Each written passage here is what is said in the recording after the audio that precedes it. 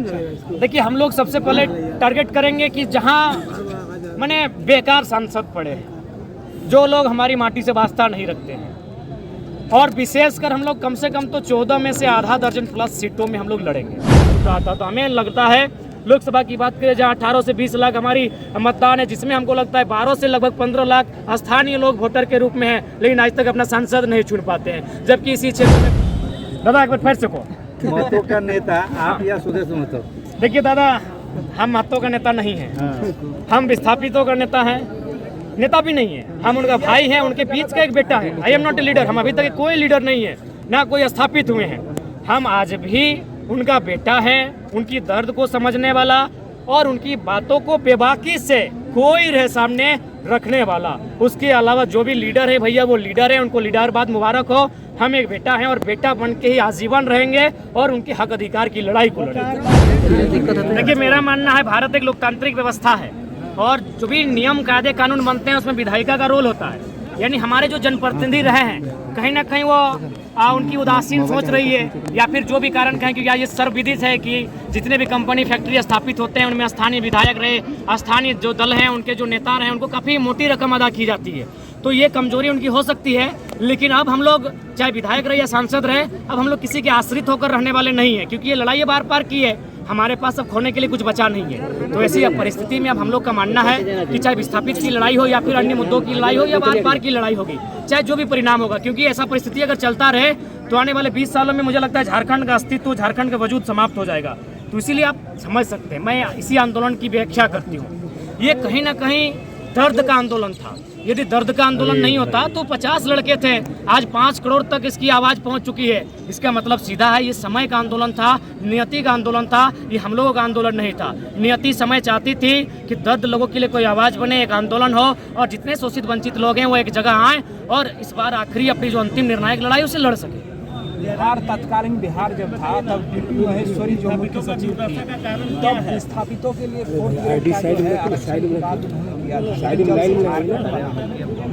विस्थापितों का वो अधिकार नहीं है, क्या मानते हैं आप? लूटा गैरों में कहा। हाँ बिल्कुल, आपका ये कथन सही है कि अपनों ने लूटा गैरों में कहा दम तक कुछ हमारे लोग भी दोषी हैं। दोषी चूँकि उन्होंने देखा निजी स्वार्थ। आज ऐसा नहीं कि BSL में आज जो हम लोग अप्रेंटिस के ही माध्यम से यहाँ इतने लोग आए हैं, तो ऐसा नहीं है। यहाँ हमें आने से पूर्व कई लोगों ने टेलीफोन किया कि आप इस मुद्दे पे मत आइए, अपने ही लोगों ने।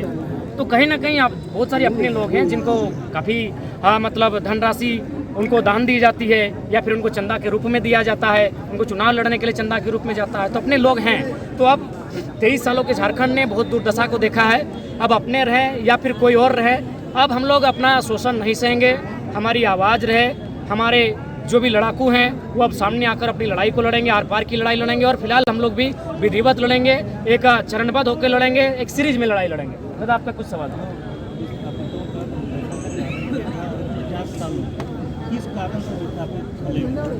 देखिए, विस्थापितों की सबसे जो पहला कारण है आपसी एकजुटता का ना होना। क्योंकि आज अगर बात करें, ऐसा नहीं, बंगाल में भी जमीन अधिग्रहण हुआ है, उड़ीसा में भी हुआ है, बाकी प्रदेशों में होता है। आए दिन अडानी कंपनी चूँकि अभी हाईलाइटेड है, बहुत राज्यों में जमीन अधिग्रहण करती है, लेकिन वहाँ के लोग काफ़ी एकजुटता के साथ विरोध प्रदर्शन करते हैं, उस योजना को वापस करते हैं। और हमारे जो पश्चिम बंगाल की मुख्यमंत्री है माननीय ममता बनर्जी जी, वो भी टाटा नैनो ने जो जमीन अधिग्रहण किया था उसके खिलाफ आंदोलन करके आई थी। यानी सबसे प्रमुख कारण हमारे लोगों की एकजुटता का ना होना। मान के चलिए 84 गाँव, अगर हम एवरेज निकालते हैं एक गांव में 1000 आदमी, तो 84,000 आदमी। अगर 84,000 आदमी अगर यहाँ खड़े हो जाएंगे, उसका आधा भी खड़ा हो जाएगा, 42,000, उसका आधा, अगर 21,000 लोग यहाँ खड़े हो जाएंगे, तो मुझे लगता है यहाँ पुलिस तो छोड़िए, यहाँ तमाम फोर्सों की संख्या कम पड़ जाएगी और 1 घंटा नहीं 10 मिनट में वार्ता के लोग हो जाएंगे। एकजुटता की कमी रही है, तो इसीलिए आज हम लोग सदियों से, दशकों से ठगे जा रहे हैं। तो अब मुझे लगता है लोगों की जो एकजुटता है अब जागेगी, क्योंकि अब हमारे पास खोने के लिए कुछ नहीं बचा है। जो हमारी ये जनरेशन है, इसने बहुत करीब से देखा, बेरोजगारी को देखा, विस्थापन को देखा, पलायन को देखा, भुखमरी को देखा, हर तरह से शोषण को देखा। तो मेरा मानना है कि जो हमारी सबसे बड़ी समस्या है एकजुटता का ना होना। उसके बाद हमारे जो लीडर हैं, हमारे जो लोग हैं, केवल वोटर्स बन के, ऐसा नहीं है कि बोकारो में हमारे आज तक जनप्रतिनिधि नहीं रहे, विशेषकर जो खाटी की बात करें, जो माटी की बात करें, हमारे आज तक सांसद नहीं रहे जो मैंने मेंबर ऑफ पार्लियामेंट में जाके बीएसएल के सिंदरी एफसीआई के दर्द को रख सके। हमेशा 1952 से लोग जो अन्य राज्यों के वे लोग चुन के गए, तो उन्हें क्या वास्ता होगा, हमारी ज़मीनें से क्या हमें लाभ मिलता था, हमारी ज़मीनों को छीन जाने का दर्द किसे है। तो इसीलिए हम लोग केवल होड़ बन के रहे, भीड़ बन के रहें, उसे एक नेतृत्व में तब्दील नहीं कर पाए। जबकि मेरा मानना है, अगर बोकारो विधानसभा की बात कही जाए, जहां 3 लाख के आसपास अगर वोटर्स है, जिसे मुझे लगता है 2 लाख प्लस हमारे रैयत वोटर्स है, जिसमें 1 लाख तो केवल विस्थापित वोटर है।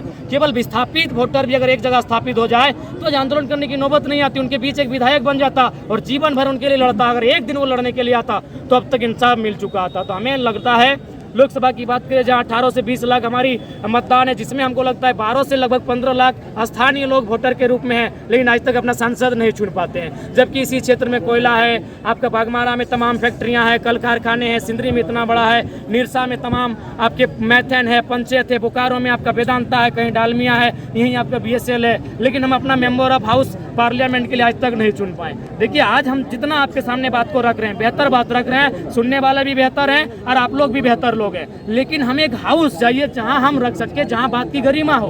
तो वहां हमारे लोग चुन के नहीं जा रहे हैं। इसीलिए अब हमारा 24 का ये भी लक्ष्य होगा। लोगों ने आरोप लगाया कि आप लोग आंदोलन कर रहे हैं, अब नेता बनने की क्या जरूरत है, एमपी एमएलए बनने की क्या जरूरत है। तो हम लोग बोले हैं कि सड़क में आप कितना भी आंदोलन करें, सड़क में कितना भी रखें, जब तक हाउस में आपकी बातों को कोई नहीं रखे, उसकी गरिमा नहीं बढ़ती। इसलिए अब हम लोग हाउस में जाएंगे और जब जब वहाँ डिबेट होगा, जब जब हमें मौका मिलेगा अपनी बात को रखने का, हम लोग कभी बोकारो बीएसएल का बात रखेंगे, कभी एफसीआई सिंदरी का, तो कभी पंचायत डैम का बात रखेंगे, तो कभी डालमिया का, तो कभी आपका डीबीसी का बात रखेंगे। महतो के नेता आप या सुदेश महतो? दादा एक बार फिर से को महतो का नेता आप या सुदेश महतो? देखिए दादा, हम महतो का नेता नहीं है, हम विस्थापितों का नेता है, नेता भी नहीं है, हम उनका भाई हैं, उनके बीच का एक बेटा है। I am not a leader, हम अभी तक कोई लीडर नहीं है, ना कोई स्थापित हुए हैं। हम आज भी उनका बेटा है, उनकी दर्द को समझने वाला और उनकी बातों को बेबाकी से कोई रहे सामने रखने वाला। उसके अलावा जो भी लीडर है भैया, वो लीडर है, उनको लीडरबाद मुबारक हो। हम एक बेटा हैं और बेटा बन के ही आजीवन रहेंगे और उनके हक अधिकार की लड़ाई को लड़ेंगे। लोकसभा सीटों पर आप बिरिंची नारायण को चुने हैं और बिरिंची नारायण जो है एक मिनट चेतावनी दिए हैं, आप उनके बारे में कमेंट करें दादा। ठीक है, आपका भी उत्तर पहले दादा का उत्तर। देखिए, हम लोग सबसे पहले टारगेट करेंगे कि जहां माने बेकार सांसद पड़े, जो लोग हमारी माटी से वास्ता नहीं रखते हैं, और विशेषकर हम लोग कम से कम तो 14 में से आधा दर्जन प्लस सीटों में हम लोग लड़ेंगे। हालांकि बहुत चैलेंजिंग है, ये कहना हम स्वीकारते हैं, कहना और करना, एक नई पार्टी बन के एक नए नेता बना स्थापित करना बहुत चैलेंजिंग है। लेकिन मुझे लगता है हमारे पास मुद्दे अच्छे हैं, हमारे पास हमारी सबसे बड़ी ताकत है हमारी निडरता, हमारी जानकारी, तो इस हिसाब से हम लोग बेहतर होंगे। आपके सवाल का उत्तर है बिरंची। अच्छा, एक चीज और इसी उनका कमीशन है। कड़ी में एक चीज इसी करनी है कि अभी जितने भी नेता है या पार्टी है, कह रहा है कि ये जयराम महतो कौन होते हैं, तो आयराम गैराम, बहुत सारे लोग आते हैं चले जाते हैं।